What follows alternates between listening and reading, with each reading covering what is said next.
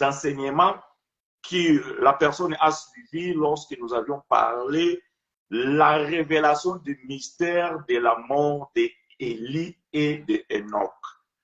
Alors, la personne a suivi cette vidéo attentivement et la question qu'il se pose, bon, je suppose moi que c'est dans ce sens que la question a été posée parce que la personne ne m'a pas posé la question directement, mais elle a posé la question à un autre et à ce tueur qui m'a aussi posé la question.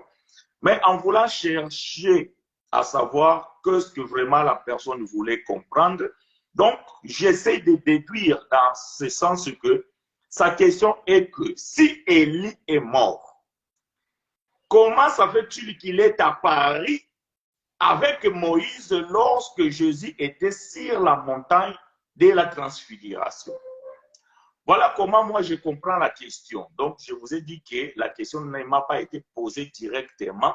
Donc, je n'ai pas pu poser la question à la personne de savoir vraiment le pourquoi de sa question. Mais j'essaie de déduire, vu que sa question, elle est née, ou bien elle naît à partir du visionnage de l'enseignement sur la révélation des mystères de la mort d'Élie et d'Enoch.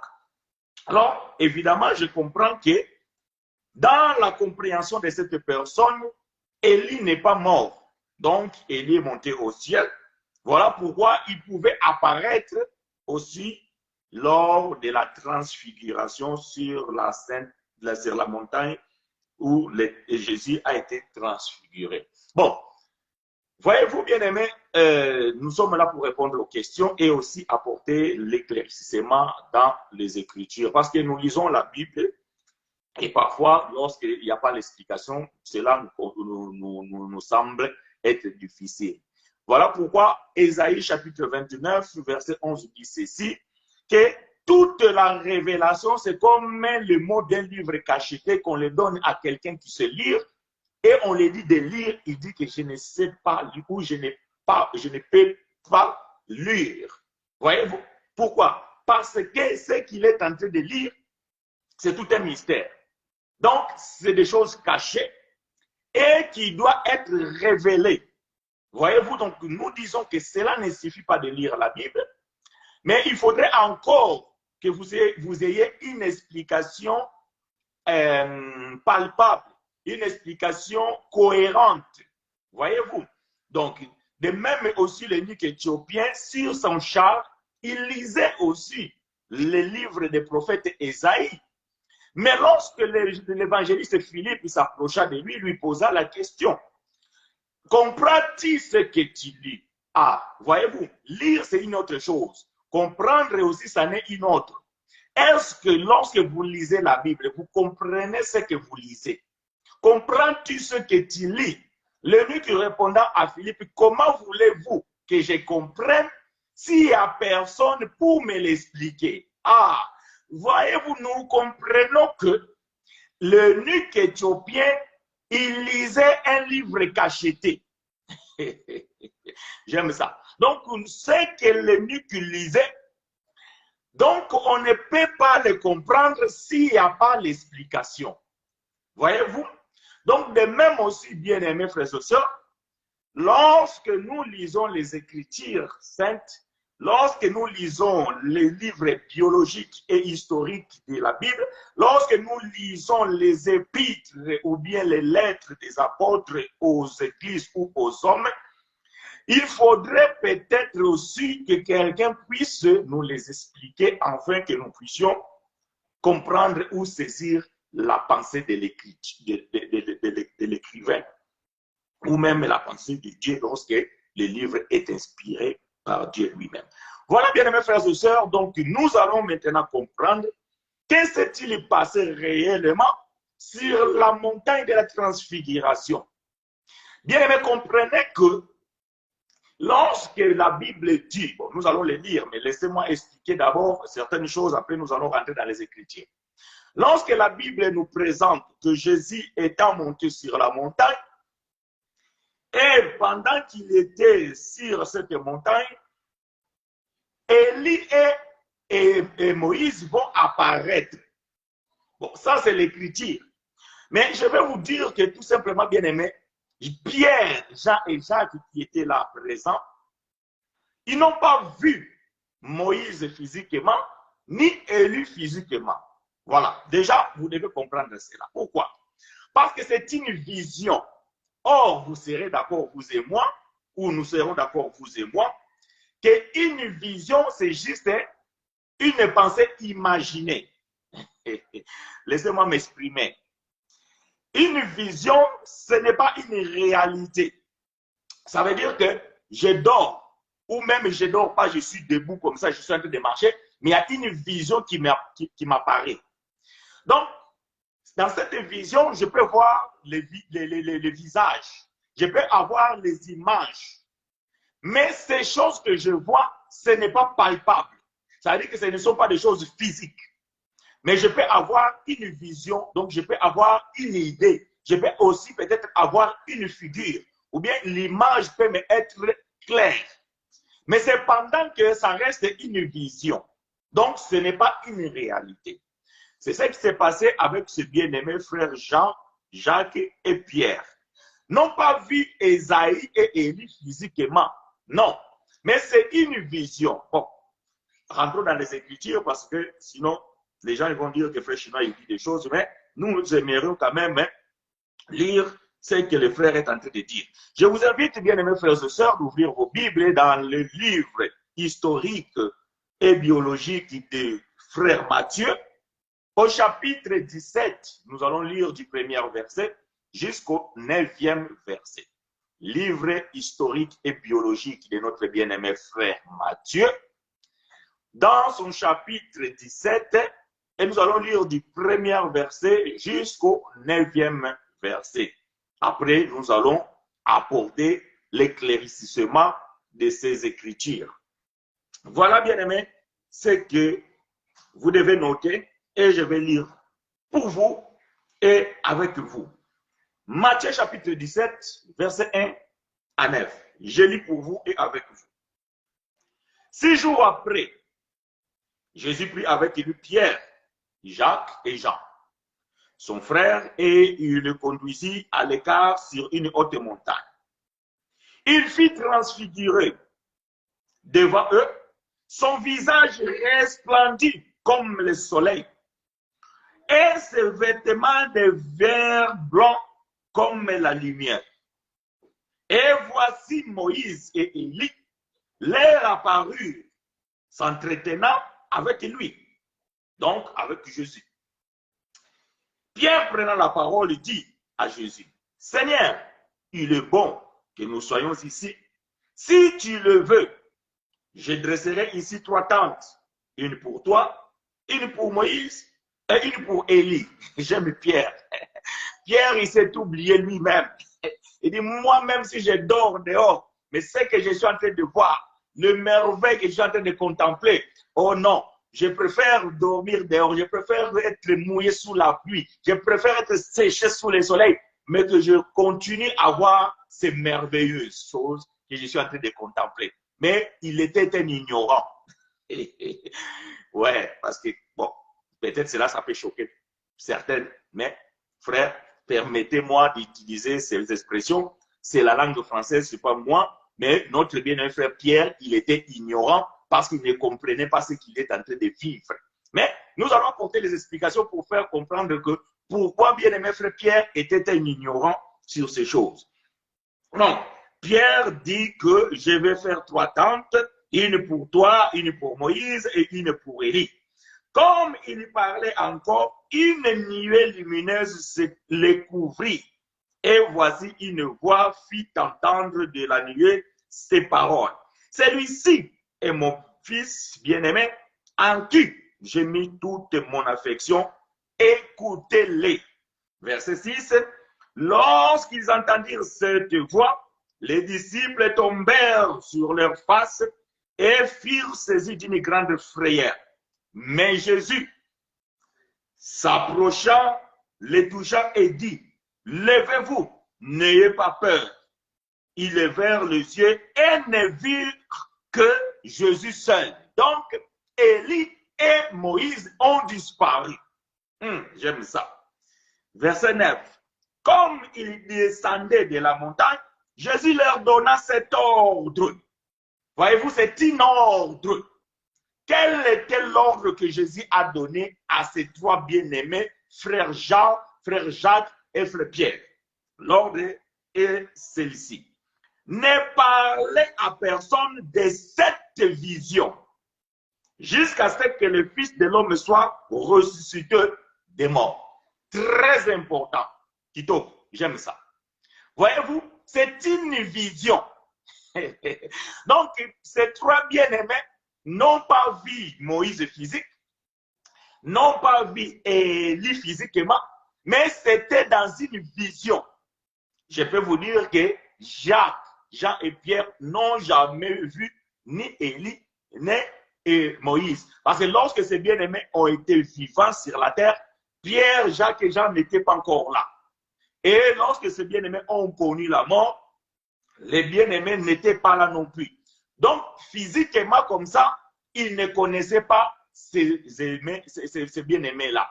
Et je peux vous dire que dans ces temps-là, il n'y avait pas de photographe qui a pu photographier Moïse et Élie pour que les frères puissent se reconnaître par rapport aux photos. Non, il n'y en avait pas non plus. Mais comment alors ils ont distingué que c'était Élie et Moïse? C'est par une vision, voyez-vous? Donc, c'est pour ça que je vous ai dit dans mon introduction que ce que ces bien-aimés ont vécu, il n'y a rien de physique. C'est dans une vision qu'ils voyaient ces choses-là.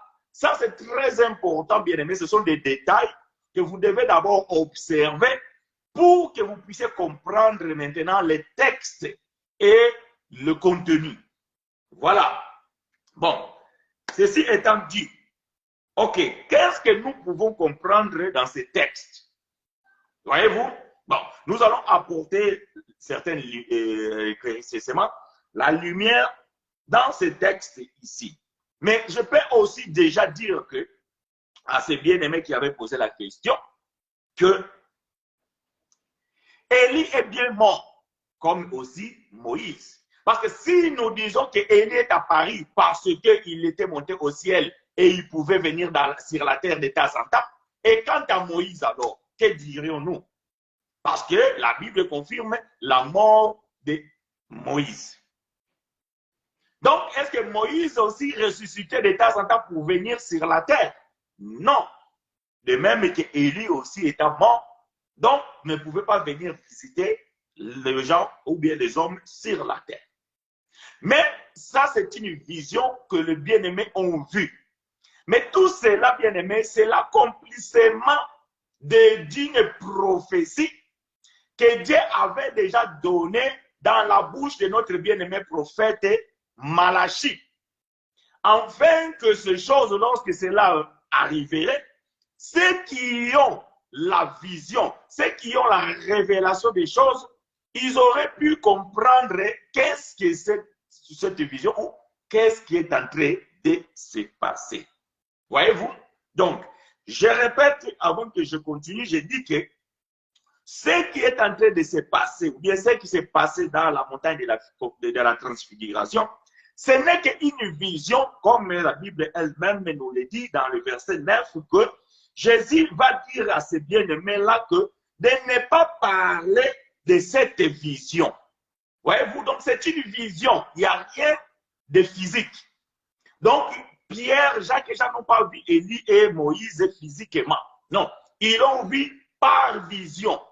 Parce qu'ils ne connaissaient même pas Élie et Moïse. Mais ils ont reçu une vision à ce moment-là, lorsque Jésus s'est transfiguré, et ils ont vu qu'il y avait deux hommes, l'un à gauche, l'autre à droite, Jésus au milieu. Mais ce qui est très important ici de comprendre, que la Bible dit dans le verset 2, il fit transfigurer devant eux, son visage resplendit comme le soleil, et ses vêtements devinrent blancs comme la lumière. Et voici Moïse et Élie leur apparurent, s'entretenant avec lui. Ah, voyez-vous bien aimé, donc Jésus étant le soleil, parce que ce n'est pas moi qui l'ai dit, c'est la Bible, Et il était là et son visage rayonnait. Donc son visage était blanchi. Son visage bien-aimé était resplendit comme le soleil. Et sur le soleil, il y a eu deux ailes. J'aime ça. Le soleil, il y a eu deux ailes. Oh, mes frères chinois, comment le soleil a eu des ailes? Non, ce n'est pas moi. Moi, je suis en train de dire ce que la Bible dit. Je vous ai dit que ce qui est en train de se passer là, c'est toute une prophétie, l'accomplissement d'une prophétie. Alors, allons lire, bien-aimé frère Malachie, au chapitre 4, du premier verset jusqu'au 3e. Malachie, bien-aimé, le prophète Malachie, au chapitre 4, du premier verset jusqu'au 3e verset. Lisons ce que dit notre bien-aimé frère Malachie. Je vais lire pour vous et avec vous. Malachie chapitre 4, verset 1 jusqu'au verset 3. Car voici les jours où vient, ardent comme une fournaise. Tous les hautains et tous les méchants seront comme du chaume. Le jour qui vient les embrasera, dit l'Éternel des armées, et il ne leur laissera ni racine ni rameau. Verset 2. Mais pour vous, vous Israël, mais pour vous, peuple de Dieu, mais pour vous, les enfants de Jacob. Je suis dans le Malachie chapitre 4, verset 1 à 3. Aidez-moi à écrire ces choses. Mais pour vous qui craignez mon nom, s'élèvera le soleil de la justice et la guérison sera plutôt sous ses ailes. Vous sortirez et vous sauterez comme le veau d'une étable. Et vous foulerez les méchants, car ils seront comme de la cendre sous la plante de vos pieds au jour que j'ai préparé, dit l'Éternel des armées. Ce qui m'intéresse ici, bien aimé, c'est le verset 2. Mais vous qui craignez mon nom, s'élèvera le soleil de la justice et la guérison sera sous ses ailes. Voyez-vous, s'élèvera le soleil de la justice, mais ce soleil-là sera accompagné de deux ailes. J'aime ça. Bon, ça, ce sont des choses qui sont très profondes que nous devons expliquer. Donc, Malachie ici prophétisait déjà que il faudrait que le soleil se lève au milieu de peuple. Donc, vous qui créez mon nom. Qui c'est là qui créait le nom? Voyez-vous? Donc, quand vous lisez le livre de Malachie du premier chapitre jusqu'au 4e chapitre, tous les vous qui vous allez trouver dans ces versets, dans ces livres-là, concernent Israël. Si vous allez dans le chapitre 3, là où les gens disent qu'il a porté la dîme et tout ça, là, mais quand vous commencez au début, vous allez voir que vous, les enfants de Jacob, vous me trompez. Vous qui avez reçu la loi, donc nous savons qui c'est qui a reçu la loi, donc le vous ici, c'est Israël.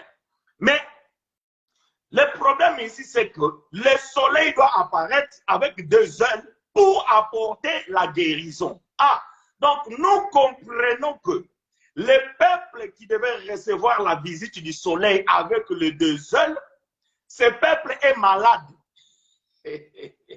Parce qu'on ne guérit que celui qui est malade. Donc ce peuple-là est malade.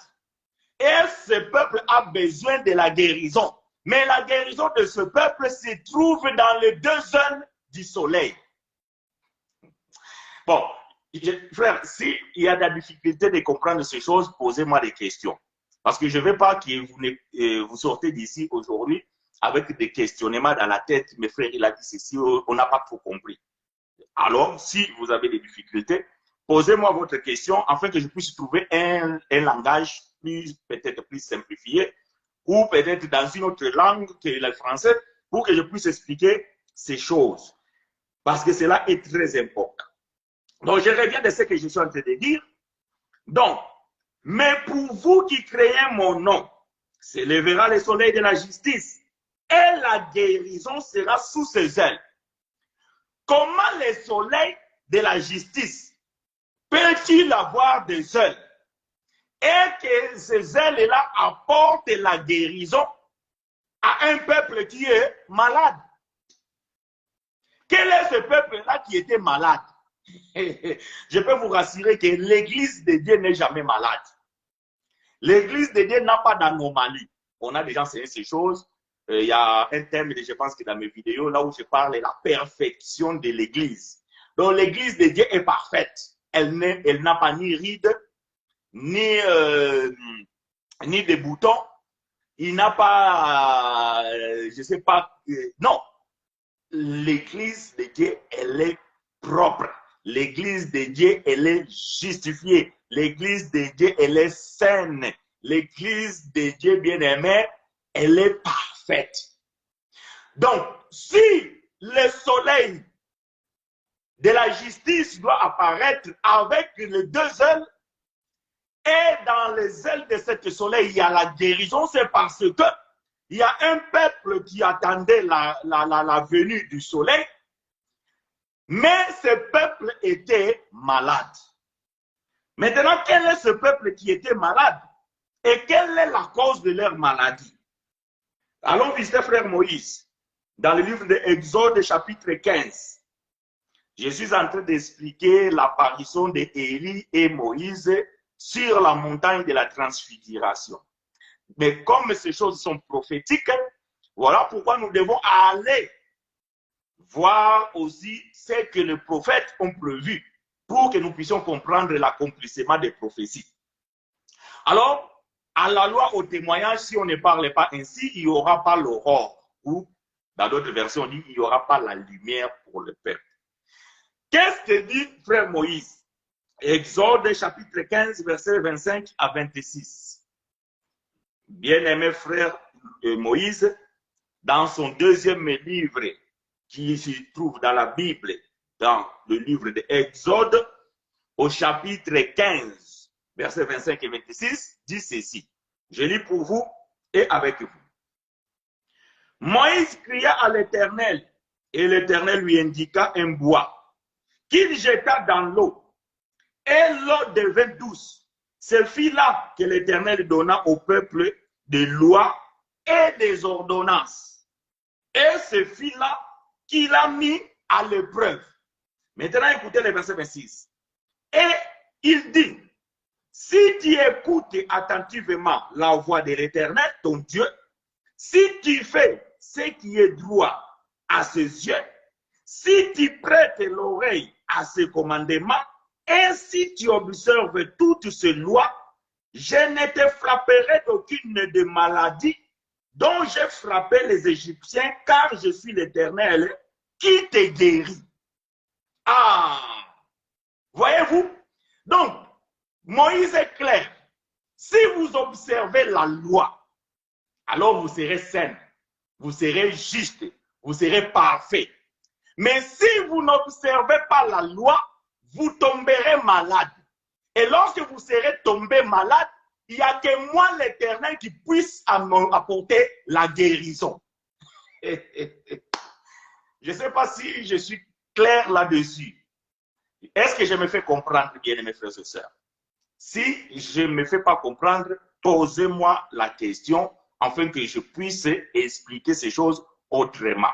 Mais si vous me comprenez, gloire soit rendue à l'Éternel. Donc, les peuples juifs ou les peuples israélites, ils étaient malades.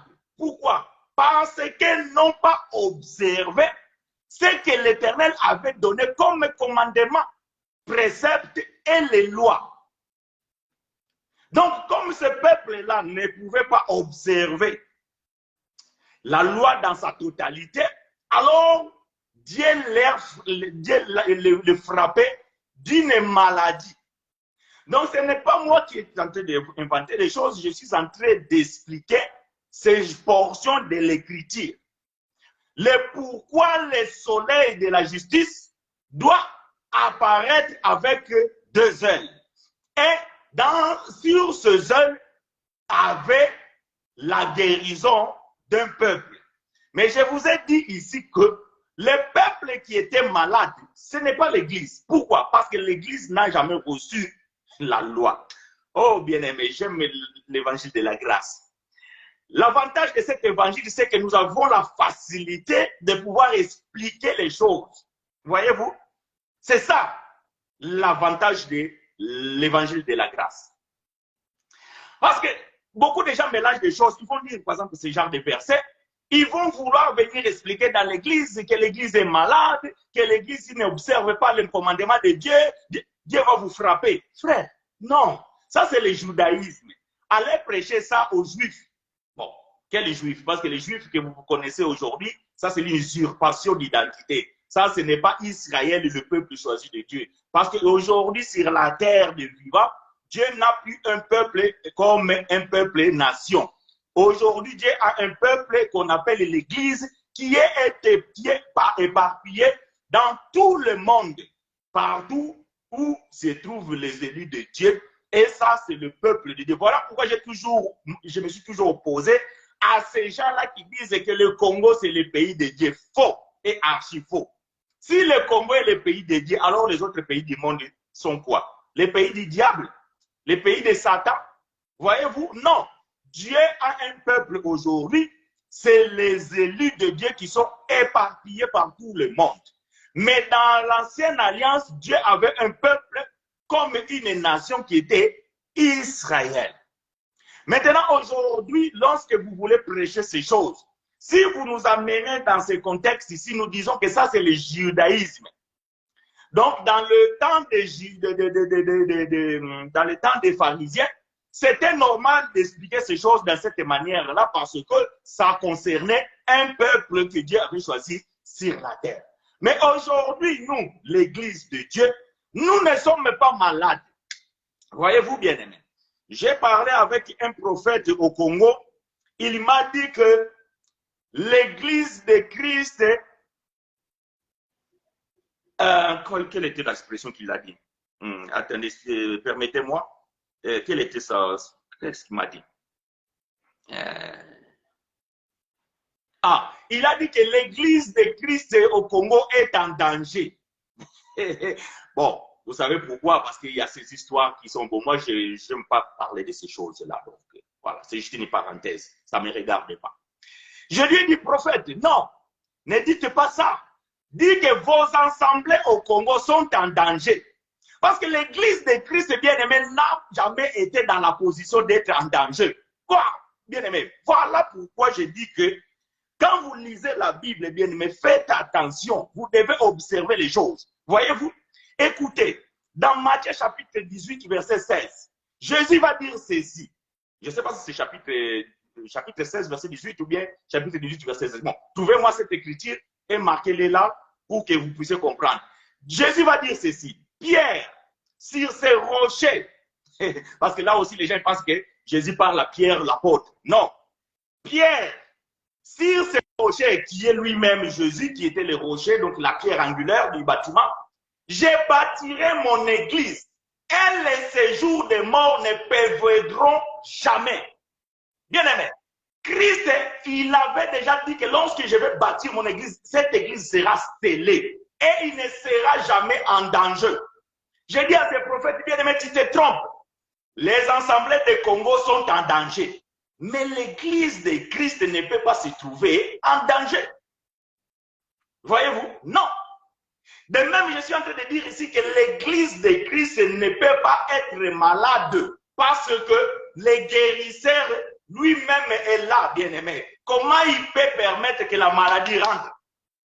Si c'est lui-même qui est le vaccin, voyez-vous, l'antidote. Donc, bien-aimé, l'église de Dieu ne peut pas être en danger et l'église de Dieu n'a jamais été malade et elle ne sera jamais malade. Que Dieu te soit favorable à Mardoché, Matthieu chapitre 16, verset 18. Voilà. Donc, ce que je viens de citer, que sur cette pierre, je bâtirai mon église et que les séjours des morts. Voyez-vous? Donc, même la maladie ne peut pas rentrer dans l'église pour qu'elle amène l'église à mourir. Jamais. Parce que l'église a été scellée du sceau du Saint-Esprit. et l'église de Dieu n'a jamais été en danger. L'église d'un pays, dans les assemblées, entre guillemets, l'église, donc les assemblées peuvent être en danger parce que leur pasteur a fait des bêtises, cette assemblée peut mourir, peut disparaître, c'est tout à fait normal. Ça, c'est leur problème, c'est une assemblée. Mais n'allez pas dire que l'église de Christ est en danger, n'importe quoi. Ça, c'est l'ignorance. Je ferme la parenthèse. Je reviens dans ce que nous sommes en train de dire. J'ai dit qu'il y avait un peuple qui était malade. Et ce peuple qui était malade, c'était Israël. Pourquoi? Parce que Dieu avait donné les lois. Et il dit, si vous n'observez pas ces lois et ces commandements, vous serez malade. Voilà pourquoi maintenant, le soleil de la justice doit venir. Mais il doit apporter la guérison. Mais la guérison se trouve sur deux ailes. Voyez-vous? La guérison se trouve dans deux ailes. Mais il y a un problème. Pourquoi lorsque le soleil apparaîtra, les deux ailes doivent disparaître? Voilà la question que nous nous posons. Alors, bien-aimés frères et sœurs, rentrons dans Matthieu chapitre 17, là où nous avons commencé, pour que nous puissions expliquer ou apporter la lumière dans ces choses. Que Dieu vous soit favorable, bien-aimés frères et sœurs, et vous êtes la bienvenue dans cette école de la grâce de Dieu. Donc, Matthieu chapitre 17, verset 1 à 9, qui est plutôt le texte base de cet enseignement, la Bible dit ceci. Je commence par le verset 3. Et voici Moïse et Élie leur apparurent, s'entretenant avec lui. Pierre, prenant la parole, il dit à Jésus, Seigneur, il est bon que nous soyons ici. Si tu le veux, je dresserai ici 3 tentes, une pour toi, une pour Moïse et une pour Élie. Pourquoi Élie et Moïse? Or, Élie, c'est la représentation des prophètes. Et Moïse, c'est la représentation de la loi. Voyez-vous? Maintenant, entre la loi et le prophète, au milieu se trouve le soleil de la justice. Se trouve la lumière. Mais la lumière se trouve au milieu et de chaque côté de la lumière, il y a les deux ailes. Il y a donc la loi et il y a le prophète. Or, la loi et le prophète, bien aimé, s'entretenaient avec la lumière. Ce n'est pas moi qui l'ai dit, c'est la Bible. Verset 3. Et voici Moïse, la loi, Élie, le prophète, leur apparurent s'entretenant avec lui. Donc, la loi et le prophète s'entretenaient avec le soleil. Mais quel était le thème de cet entretien? Quel était le thème de cet entretien? Bon, celui qui répond ça, c'est bien aimé frère Pierre dans 1 Pierre chapitre 1, verset 9 à 12. Nous n'allons pas les lire, vous pouvez noter, mais je vais donner juste l'explication.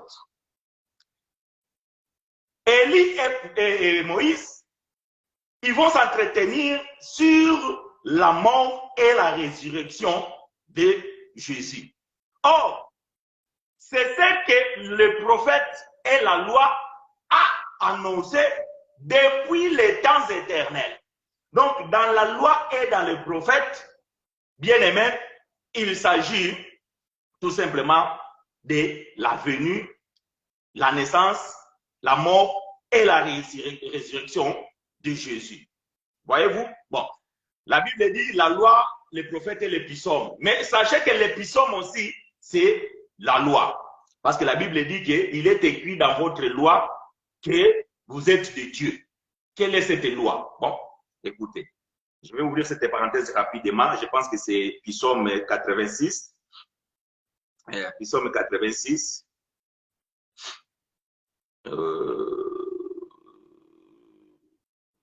Psaume 86 ou 82, je ne sais pas, laissez-moi trouver.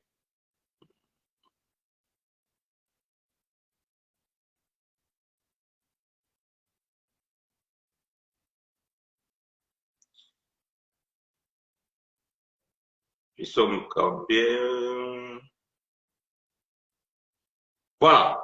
Psaume 82 plutôt. Psaume 82, verset 6. J'avais dit, vous êtes de Dieu, vous êtes tous des fils du Très-Haut. Voyez-vous? Donc, cette écriture ici-là, Jésus les répète dans le livre des Jean. Je pense qu'au chapitre 8, il dit qu'il est écrit dans votre loi que vous êtes de Dieu. Or, cette écriture-là se trouve dans le livre des Psaumes. Donc, Psaume aussi, c'est considéré comme la loi. Parce que tous les prophètes et tous les chantres, ils ont chanté sous la loi de Moïse. Voyez-vous, la loi était la base. Et tous les prophètes et tous les chantres, ils ont chanté sous la loi de Moïse. Voilà pourquoi, donc, quand vous lisez les psaumes, ce sont aussi la loi. Donc, quand la Bible dit que la loi, les prophètes et les psaumes ont parlé de Jésus, donc, les prophètes et la loi, donc la loi et les prophètes constituent aussi l'ensemble des psaumes. Donc, ça veut dire que les cantiques des cantiques, les psaumes, ou bien les proverbes, tout ça là, c'est considéré aussi comme les livres de la loi. Voyez-vous, donc, j'ai ouvert cette parenthèse pour vous faire comprendre que même les psaumes, ce sont des lois parce que Jésus dit qu'il est écrit dans votre loi et cette écriture se trouve dans le livre des psaumes. Je ferme la parenthèse, je reviens de là où je suis en train d'expliquer. Donc, nous comprenons ici, bien aimé, que Élie représentait le prophète et Moïse représentait la loi. Donc, la guérison de ce peuple s'y trouvait dans les ailes. Donc, ça veut dire quoi? La loi disait que si vous obéissez à la loi, vous allez être sain et pur. Mais si vous désobéissez à la loi, vous allez tomber malade. Or, celui qui est malade a besoin de la guérison. Voilà pourquoi, bien aimé, puisque Israël n'a pas observé la loi, ils étaient malades. Maintenant, Dieu doit amener la guérison. Mais la guérison, bien aimé, il était sur le zèle. Ça veut dire que la guérison s'est cachée dans la loi et dans le prophète. Mais comme Israël ne pouvait pas accomplir la loi, il faudrait qu'un homme puisse apporter cette malédiction-là. J'aime ça. Là, je suis allé visiter frère Esaïe dans son chapitre 53. Le châtiment qui donne la paix est tombé sur lui. Alors que nous étions tous errants comme des brebis, chacun suivait sa propre voie. Voyez-vous? Et par ces meurtrissures, nous sommes guéris. Bon, nous sommes guéris là, bien aimé, c'est eux-là. Je suis en train de répéter l'écriture.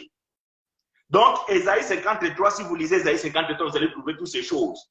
La Bible dit dans le livre d'Ésaïe 53, c'est par ces meurtrissures que nous sommes guéris. Ah, nous comprenons que les deux ailes, c'est-à-dire que le soleil, plutôt que la loi et les prophètes, donc Moïse et Élie, qui s'entretenaient avec le soleil qui est Jésus.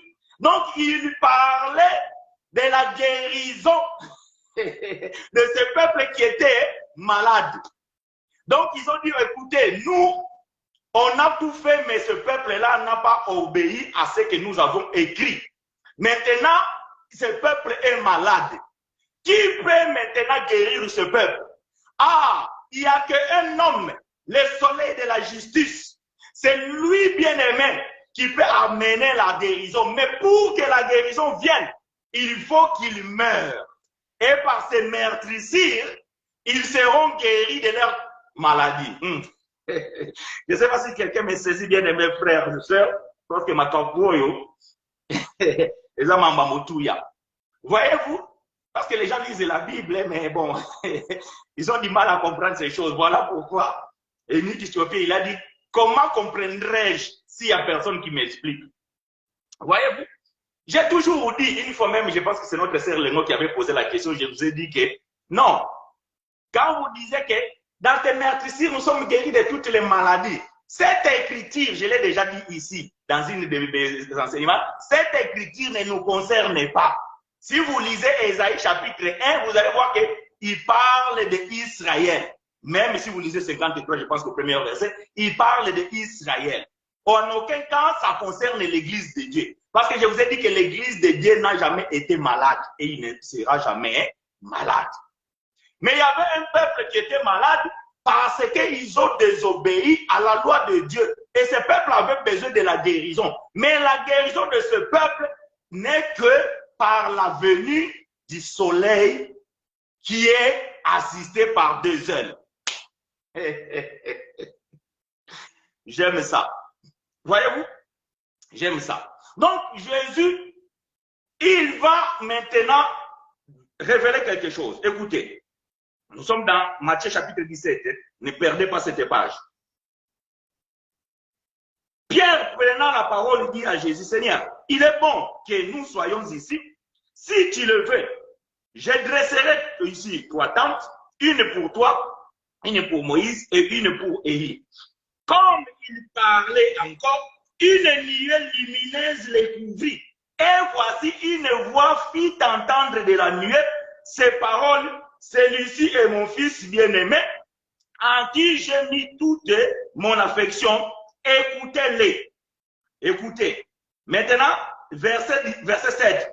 Mais Jésus s'approchait, les toucha et dit, levez-vous, n'ayez pas peur. Verset 8. Ils levèrent les yeux et ne virent que Jésus seul. Voyez-vous? Pierre étant ignorant, il ne comprenait pas que ceux qui sont en train de vivre, la vision qu'ils sont en train de voir, c'est une prophétie. Mais Pierre étant borné, il a cru que c'est ça c'est merveilleux. Voir Moïse, voir Élie, oh, on peut continuer à vivre ici. Donc, on oublie tout, on oublie la famille, les femmes, toutes les choses. Je vais rester ici. Mais Pierre n'a pas saisi que cette prophétie-là annonçait la fin d'une chose et le commencement d'une autre chose. Voilà pourquoi quand Pierre a fini de parler de ces choses, une nuée a couvert Jésus, Moïse et Élie. Et ils ont tombé par terre. Lorsque Jésus est venu les toucher, les réveilla, ils n'ont vu que Jésus tout seul. Élie et Moïse ont disparu. Qu'est-ce que cela veut dire? Ah! Pierre ignorait que ces événements-là sont en train d'annoncer quelque chose qui doit arriver. Cette vision a mené tout simplement que la loi et les prophètes doivent disparaître pour laisser la place à la grâce. J'aime ça, mais je donne l'écriture. Écoutez, verset 9. Comme ils descendaient de la montagne, Jésus leur donna cet ordre. Ne parlez à personne de cette vision jusqu'à ce que le Fils de l'homme soit ressuscité des morts. Pourquoi il devait cacher cette vision? Parce que le temps n'était pas encore là. J'aime ça. Le temps n'était pas encore là.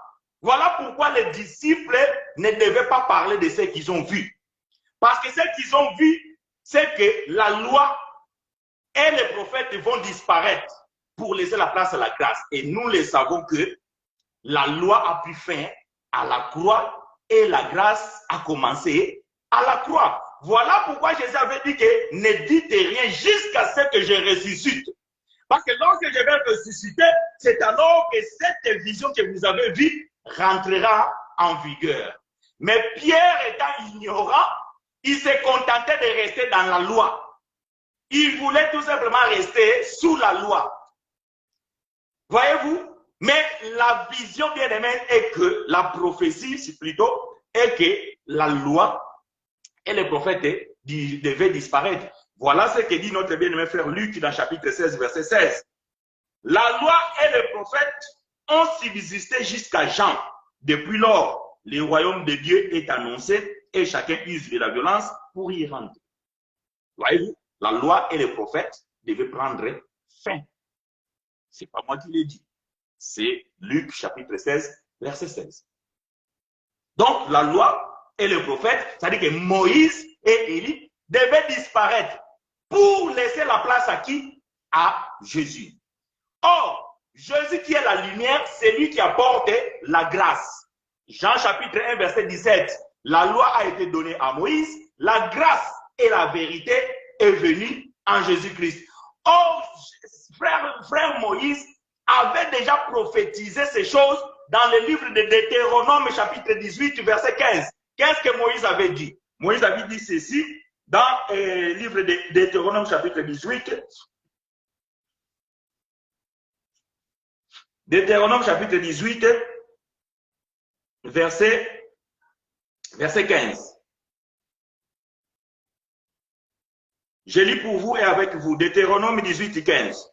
L'Éternel, ton Dieu, te suscitera du milieu de toi. Toi qui? Toi Israël. Donc si vous lisez à partir du verset 10, vous allez comprendre qu'on est en train de parler de Jacob. Hein? Donc ce n'est pas l'Église. Moi j'aime préciser ces choses pour que vous ne soyez pas dans la confusion. Ça, Moïse est en train de parler à son peuple, le peuple hébreu, le peuple d'Israël. L'Éternel ton Dieu te suscitera du milieu de toi, d'entre tes frères, un prophète comme moi. Vous l'écoutez, ou bien vous l'écouterez. Voyez-vous? Donc, Moïse avait déjà annoncé que quand ce prophète viendra, vous ne pouvez plus m'écouter, moi, Moïse. Donc, vous ne pouvez plus observer la loi. Vous devez maintenant écouter ce que ce prophète va dire. Voyez-vous?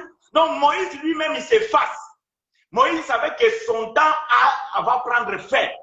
Voilà pourquoi que Moïse dit que lorsque ce prophète viendra, c'est un prophète comme moi. Or, nous savons tous que Moïse est l'image de Jésus, qui est le véritable Moïse. Voilà pourquoi si vous faites des parallèles de la vie de Jésus et la vie de Moïse, c'est pareil. Dans la Bible, c'est Moïse qui a fait le jeûne de 40 jours. Jésus a fait le jeûne de 40 jours. C'est Moïse qu'on a emmené quand il a pris fuite en Égypte. Jésus aussi, dans sa naissance, il a pris fuite où? En Égypte. Donc, il y a beaucoup de choses comme ça, donc je ne vais pas vous numérer ici, là, parce que sinon on va rester ici. Donc, prenez, bon, les gens qui lisent la Bible connaissent ces choses. Prenez la vie de Moïse, prenez la vie de Jésus, vous allez voir, il y a un parallélisme stupéfiant. Donc, vous allez voir que la vie de Moïse et la vie de Jésus, c'est comme si de deux vies jumeaux, bien jumelées. Pourquoi? Parce que Moïse était l'ombre et la lumière qui est le corps et Jésus. Donc, voilà pourquoi Moïse va dire que Dieu suscitera parmi vous un prophète comme moi, mais la différence est que vous ne m'écouterez plus, moi, la loi, mais vous écouterez ces prophètes-là. Donc, voilà pourquoi Moïse et Élie devaient disparaître. Voyez-vous? Et frère Paul va confirmer ces choses dans le livre de Hébreux chapitre 1, verset 1 à 2. Écoutez ce que bien-aimé frère Paul va dire. Hébreux chapitre 1, verset 1 à 2.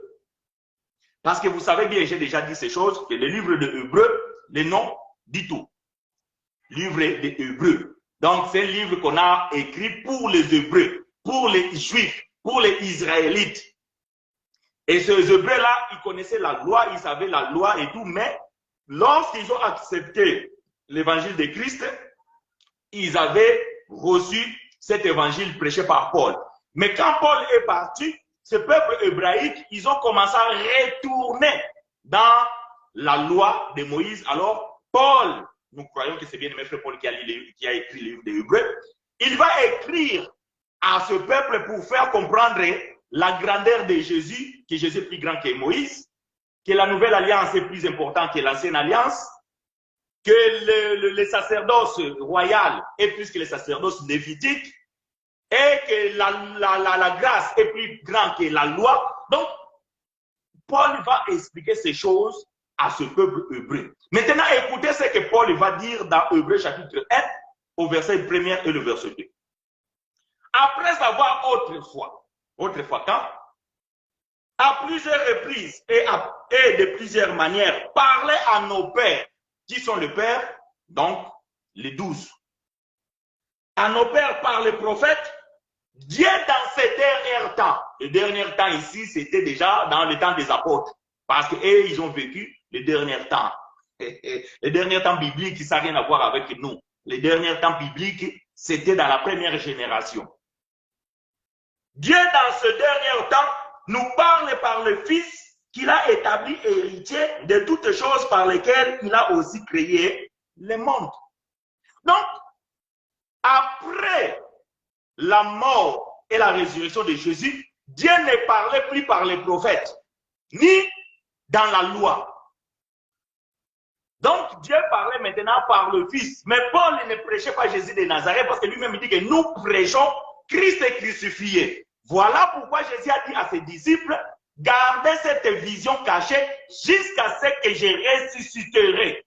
Pourquoi? Parce que à ce moment-là, après ma résurrection, la loi et les prophètes vont disparaître et vous devez écouter que moi seul.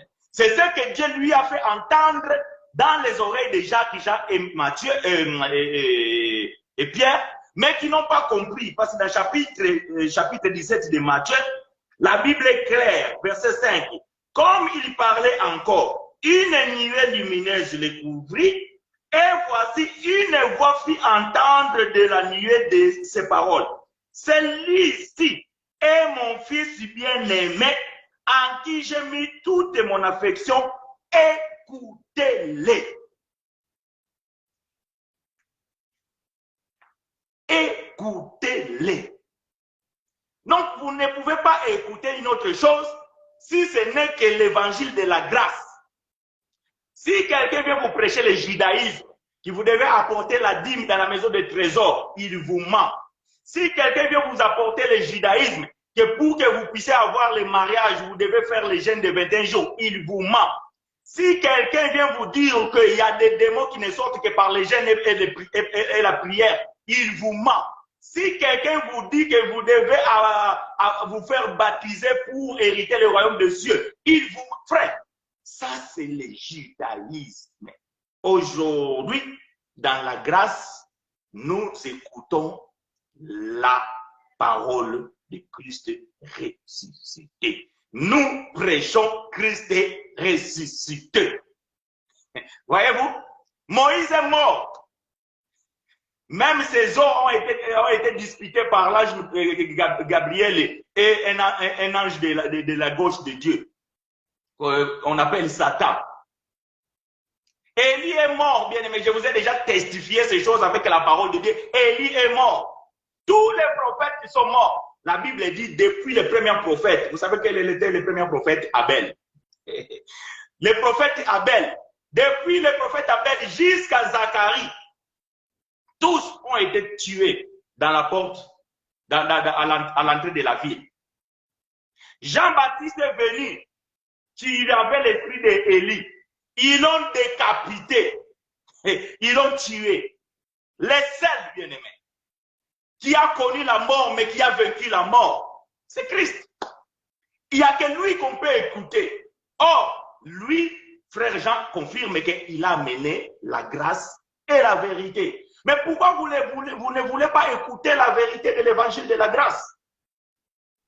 Voilà la question qu'on vous pose. Vous êtes comme des pierres. Vous voulez tout simplement bâtir une tente pour Moïse et pour Élie. Vous voulez vous contenter avec ces choses qui sont caduques. Mais la voix se fait entendre du ciel pour dire que Moïse et Élie doivent disparaître. Vous devez écouter que c'est lui qui apporte la grâce et la vérité. C'est lui qui apporte la grâce et la vérité. Quel est l'évangile qu'on vous prêche, bien-aimés? Quel est l'évangile que vous avez l'habitude d'entendre? Est-ce qu'on vous prêche l'évangile de la grâce? Parce qu'il y a deux choses. Prêcher l'évangile de la grâce et prêcher la grâce, c'est deux choses différentes. Donc, il y a quelqu'un qui peut prêcher la grâce, mais il ne prêche pas l'évangile de la grâce. Parce que quelqu'un lui dit, ouais, la grâce, c'est ci, la grâce de Dieu, la grâce. Bon, il est en train de prêcher la grâce, mais il ne prêche pas l'évangile de la grâce. Ce n'est pas parce qu'il parle le mot grâce qu'il prêche. Non. Prêcher l'évangile de la grâce et prêcher la grâce, ce sont deux choses différentes. Nous prêchons l'évangile de la grâce. Les autres, de temps en temps, ils peuvent parler de la grâce. Mais vous comprenez même quand ils parlent de la grâce, ah, voilà, je m'arrête là-dessus parce que je n'ai pas besoin de dire d'autres choses. Voilà, bien aimés frères et sœurs, que ces portions de l'écriture que nous venons de lire aujourd'hui dans Matthieu chapitre 17, l'apparition d'Élie et de Moïse dans la montagne de la transfiguration, c'est une révélation cachée. Bon, ce n'est plus caché parce que nous qui sommes dans la grâce, nous avons la révélation de ces choses. Peut-être pour toi, aujourd'hui, tu as reçu la révélation de ces choses parce que c'était caché pour toi. Mais je vous ai déjà dit que la Bible ne contient plus de mystères. Toute la Bible, bien aimée, tout ce qui est écrit dans la Bible est révélé. Maintenant, si le ministre n'a pas le don ministériel, je suis désolé. Donc, il aura du mal à pouvoir vous donner les explications ou bien la révélation de ces choses. Mais s'il est mandaté de Dieu, bien aimé, forcément, Dieu doit l'équiper et Dieu doit lui donner des armes et des outils pour son service. Eli akufela kuna na likolo esika akendaka papa. Non, Serlengo. Eli akufa na likolo te, epa yakendaka, non. Eli akufa na mabele. Eli akufa na mboka na ye. Déjà, tote ya makambo oyo, l'enseignement moko eza intitulé la révélation du mystère de la mort d'Élie et de Enoch. Donc, tu expliques makambo oyo ke Eli akufa na lola te. Na lola nzote kokotaka te. Frère Paul, na 1 Corinthiens chapitre 15 verset 50, azoyebisa biso ke nzoto oyo na makila ekoki kokende na likolo te, ekoki kokende na bokonzi ya papa te. Donc soki Eli akende kokufela kuna na likolo epai akendeki, alors problème eza na kati ya makambo. Mais Eli akendaki kokufa na mboka na ye.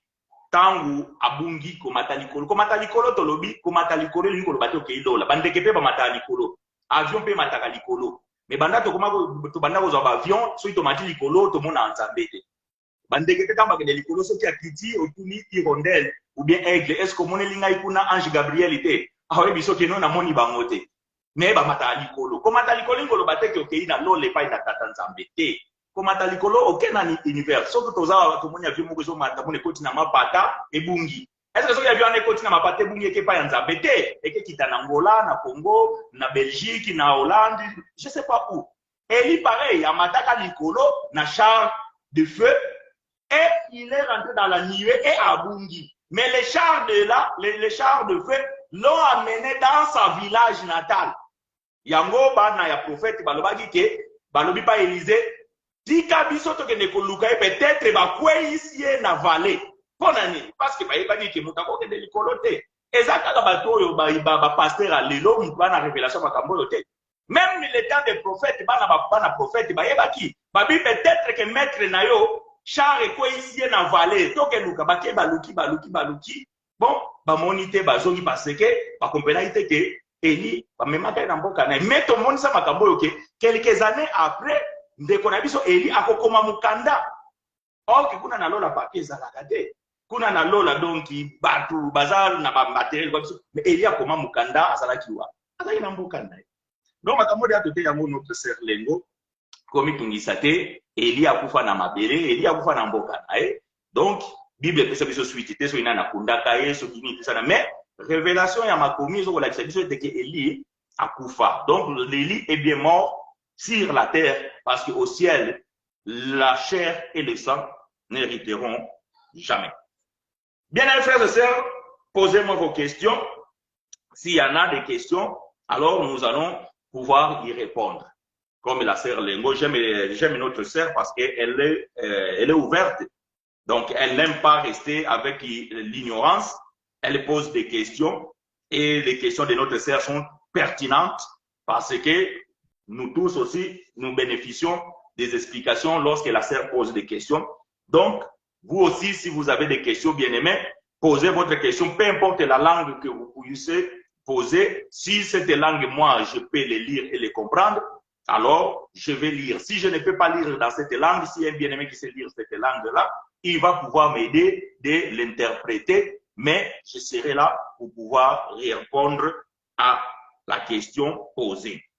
Donc, bien aimé, nous comprenons que l'apparition d'Élie et d'Enoch, c'était tout simplement pour venir conclure toutes les choses, parce qu'ils se sont entretenus avec le Seigneur par rapport à la maladie qui avait Israël, et Jésus étant le soleil de la justice, c'est lui qui avait la guérison de ce peuple. Voilà pourquoi Jésus, c'est lui qui a accompli la loi. Donc, je ne suis pas venu abolir, donc je suis dans le livre de Matthieu, chapitre 5, verset 17, je ne suis pas venu abolir la loi, mais je suis venu accomplir. Pourquoi Jésus devait accomplir? Parce que Jésus, en accomplissant toute la loi, il devait maintenant aller à la croix pour pouvoir maintenant abolir toutes ces lois par sa mort. Voilà pourquoi, bien aimé frère Paul, il va dire que maudit est celui qui est pendu au bois. Voyez-vous? Donc, toutes les malédictions, toute la maladie de ce peuple est tombée sur lui, afin que lui, en mourant, puisse abolir la loi et que ce peuple soit guéri. Voilà pourquoi lorsque Christ est ressuscité, le peuple d'Israël a disparu, mais il y a eu une composition des Juifs et des païens pour former un autre corps qui est le peuple de Dieu aujourd'hui que nous appelons l'Église. Et cela se fait après l'accomplissement et la guérison d'Israël, parce qu'Israël ne pouvait pas rentrer dans l'église étant malade. Sinon, il allait contaminer l'église. Malheureusement, aujourd'hui, dans les assemblées, il y a la contamination de cette maladie-là. On nous amène la dîme, on nous amène les baptêmes, on nous amène les jeûnes, on nous amène tout ce qui a provoqué la maladie d'Israël. Aujourd'hui, on l'amène encore dans l'église qui est parfaite. Nous disons non. Donc, si vous ne comprenez pas ces choses, bien-aimés, alors vous serez toujours dans l'ignorance et ballotté de tout vent de doctrines. Ici, il ne faut pas faire ceci. Ici, il ne faut pas faire cela. Il ne faut pas manger cochon. Ici, il faut faire ceci. Il ne faut pas porter les bijoux. Il ne faut pas... Parce que les gens sont malades. Les pasteurs sont malades. Et comme ils ne sont pas encore guéris, ils contaminent aussi le peuple de Dieu qui se trouve dans ces assemblées-là avec cette maladie qui est provoquée par la désobéissance de la loi. La Bible dit ceci: si vous voulez observer la loi, vous devez observer toute la loi. Si vous chitez sur une seule loi, vous avez chité sur toutes les lois. Donc si vous voulez amener la dîme, amenez aussi toutes les autres lois. Il y en a 613 préceptes. Amenez-les aussi. Voyez-vous, vous êtes en train de contaminer les élus de Dieu qui se trouvent dans vos assemblées avec cette maladie dont l'Éternel avait déjà envoyé le soleil avec les œuvres de la guérison. Malheureusement, bien-aimé, mon peuple périt, faute de connaissance. Mais vous, vous êtes bénis parce que vous recevez cette connaissance et gratuitement. Voyez-vous, les autres payent la dîme, les autres apportent les offrandes prophétiques, les autres amènent les enveloppes d'action de grâce, mais on les prêche quoi? Prospérité. Mbula oyo ezali ya yo, mbula oyo Goliath akokweya, mbula frère. Totuni mama ya Goliath bime mwana nanga sala bino nini? Banda kufa akundama ti lelo kombo na ye kaka na munoko na bino. Mama ya Goliath azolela. Botika mwana na ye apema na kimia ndenge bino moboloba na mukili. Que son âme repose en paix. Laissez l'âme de Goliath en paix. Mais vous le dites tout simplement: oh Goliath, esprit à Goliath, maman à Goliath a supplié bino. Botika âme ya mwana na ye et se reposer en paix. Non frère, ça c'est une maladie d'aujourd'hui. Donc, oh maman Isaac na frère. Abraham astikaka Isaac na ye na ngomba te. Abraham azongaka na Isaac na ye. Bino lelo soko memi Isaac na église télévision eza Isaac. O mbongo na eza Isaac, mutuka na eza Isaac. Mais étonnamment, bozonga na ngote Isaac atikala kuna. Donc tout ça on a besoin de comprendre que ba bêtise bazo kosa bino. Bon fait. to lembati to continue pe ka koloba to continue pe ka côté parce que to tinda maponda voilà, bien aimés frères et sœurs, je pense que on a dit ce qu'on avait à dire aujourd'hui. Comme vous le savez que l'enseignement ne finit jamais, peut-être qu'on va pouvoir mettre point virgule aujourd'hui. Et un jour, moi, un autre frère, pourra peut-être apporter une pierre supplémentaire dans cet enseignement. Mais, bien aimé, vous savez là où me trouver. Si vous avez des questions qui peut-être, là pour l'instant, vous ne les avez pas et qui cela peut venir, donc, vous avez mes coordonnées. Vous pouvez poser vos questions. Vous pouvez aussi écrire dans les commentaires. Mais la seule chose que je vous demande, bien aimé, si cela ne peut pas choquer ou bien ne peut pas vous apporter les préjudices, partagez cette vidéo de sorte que les autres aussi puissent en bénéficier de cette connaissance. Et à ceux-là, parce qu'il y en a qui ne sont jamais d'accord avec nous, nous sommes ouverts à toutes sortes de partages. Donc, nous sommes là, vous savez là où nous trouver. Si vous avez des suggestions ou vous avez des idées contraires à ce que nous apportons, bien aimé, exposez vos pensées, vos versets. Et lorsque les versets sont cohérents par rapport à l'explication donnée, nous sommes faibles, nous nous inclinons devant les Écritures. Parce que, bien aimé, si tu es têtu, même lorsque l'écriture est évidente, alors nous comprenons qu'il y a des démons. Mais bon, ce n'est pas dans notre coutume, nous sommes faibles devant les Écritures lorsqu'il y a l'explication qui va avec. Parce que dans les Écritures, il y a les fausses vérités. Et vous savez qu'est-ce que nous appelons les fausses vérités? La dîme, c'est biblique? Oui, la dîme, elle est biblique.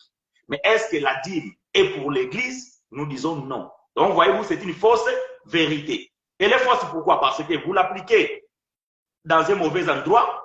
Elle est vraie parce que c'est écrit.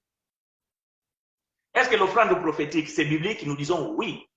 Est-ce qu'elle est pour l'Église? Nous disons non. Voyez-vous? Donc, elle est fausse parce que vous appliquez ça dans un mauvais endroit, mais elle est vraie parce que c'est écrit dans la Bible. Ça, nous appelons cela des fausses vérités. Voilà pourquoi, si tu nous amènes le verset biblique, il faut aussi que l'explication soit collée à la lumière de la révélation de l'évangile de la grâce. Et c'est à ce moment-là que nous, moi chinois, je m'incline devant ces choses. Au contraire de ça, bien aimé, je vais t'affronter et nous allons pièce contre pièce. Écriture sur l'écriture, précepte sur précepte, un peu ici, un peu là-bas, tel que nous enseignait bien-aimé frère Esaïe, comment marcher dans ces choses. Que Dieu nous soit favorable, bien-aimés frères et sœurs. Pour aujourd'hui, nous allons mettre point virgule. Donc, nous vous donnons rendez-vous dimanche prochain, 11h30, même chaîne. Et d'ici là, portez-vous bien. Que Dieu vous soit favorable durant toute la semaine. Amen.